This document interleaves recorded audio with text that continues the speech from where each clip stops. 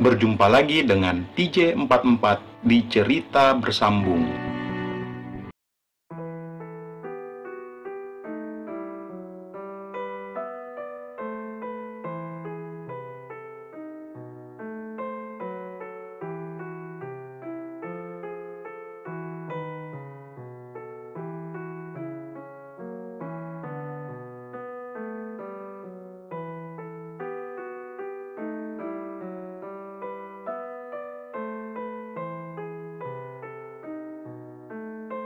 Kami berangkat pulang.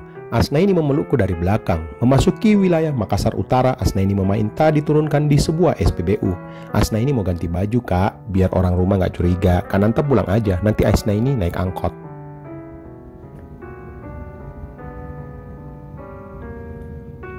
Asnaini terlihat mantap meminta itu, jadi ku iyakan saja. Ku kebut motorku menuju pulang. Setiba di rumah, ku periksa ponselku, sebuah indikator pesan baru. Hatiku berbunga, kentangku bertunas ganda. Hahaha.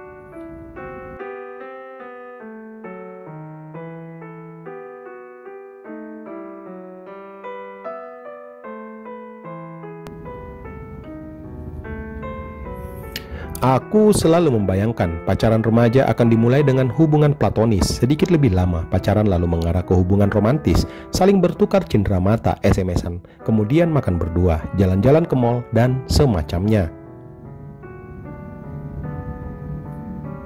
Aku dan Asnaini memulai dengan yang lebih jauh, lebih dalam. Kelak ku sadari bahwa kejadian di Banting Murung meletakkan dasar yang berbeda pada hubunganku dengan Asnaini. SMS-an menjelang tidur tidak biasa kami lakukan setelah itu. Kami jarang keluar berdua ke tempat ramai untuk keperluan seperti remaja biasanya. Bertukar pesan biasanya kami lakukan hanya untuk mengatur janji temu. Pacaran serasa tidak cukup bersamanya. Kami tidak selalu mudah mendapat tempat dan waktu. Asnaini sekolah SMA kelas 1, sedangkan aku mulai sibuk dengan kuliah dan kegiatan kampusku. Aku juga tidak lagi tega mengajaknya bolos sekolah. Praktis hanya sekali itu saat pertama kali dirinya di Banting Murung sana. Kami lebih sering bertemu di rumah teman sekolahnya pada sore hari sepulang sekolah atau kegiatan tambahan. Saat aku datang biasanya teman-temannya tahu diri, pamit entah kemana. Tetapi aku dan Asnaini juga tidak berani berbuat lebih di rumah mereka. Paling banter hanya rutinitas biasa yang tetapi tetap tak bisa lama-lama. Demikian berulang terus sampai Asnaini naik kelas 2. 1 tahun teman pembaca sekalian.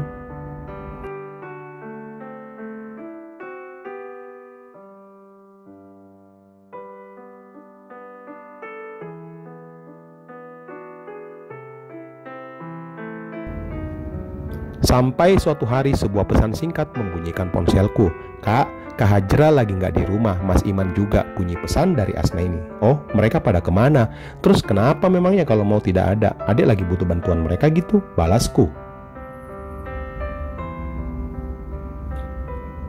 Mereka lagi ke Semarang, Kak, kampungnya Mas Iman. Bukan adek, Kak Nanta yang pasti butuh. Sontak kesadaran menyerbu ke otakku. Ini undangan teman pembaca sekalian.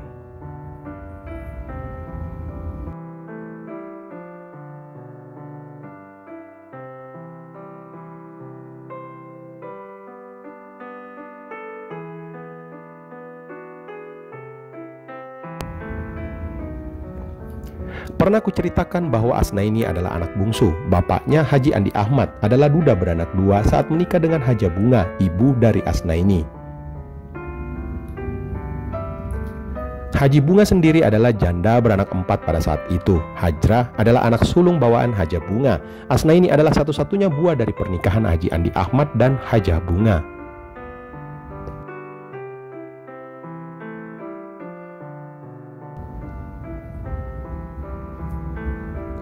Hajrah, si kakak sulung, tinggal bersama suaminya Kasiman di sebuah kompleks perumahan mewah di kecamatan sebelah.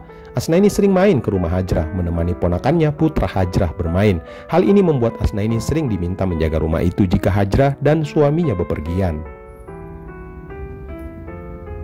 Kompleks ini dihuni oleh keluarga-keluarga berada dengan tingkat sosialisasi rendah. Semua rumah dikelilingi pagar yang tinggi dengan pintu yang selalu tertutup. Dan aku diundang dengan halus oleh seorang gadis menemaninya di tempat ini.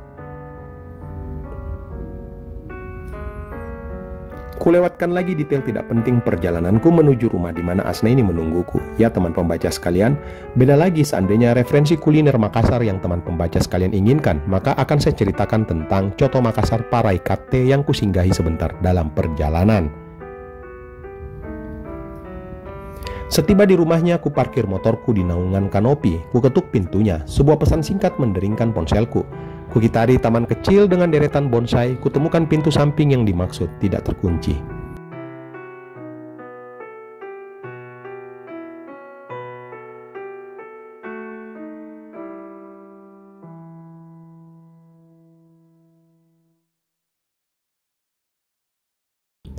Aku melangkah masuk, melewati koridor dengan lampu redup. Koridor ini mengarah ke ruang keluarga ternyata. Asna ini duduk manis di sofa, tersenyum, tidak menoleh walaupun tahu saat aku melangkah menghampirinya. Kuhempaskan diri ke sofa di sampingnya. Asna ini saat itu mengenakan mukena, mungkin baru saja selesai ibadah asar. Empunya rumah bakal lama di Semarang? Tanyaku kemudian. Iya kak, 2 minggu kayaknya. Jawabnya tanpa menoleh. Kami berdua duduk berdampingan, menggantung rendah di bawah langit-langit hanya menunggu sampai kami menghirup. Jadi bisa tiap hari nih ke sini, kataku sambil meletakkan tanganku. Kata siapa? Besok mama bakal nginap di sini kok sampai ke Hajra pulang. Katanya ringan. Ya kirain bisa berduaan 2 minggu, kataku. Memangnya mau ngapain kak?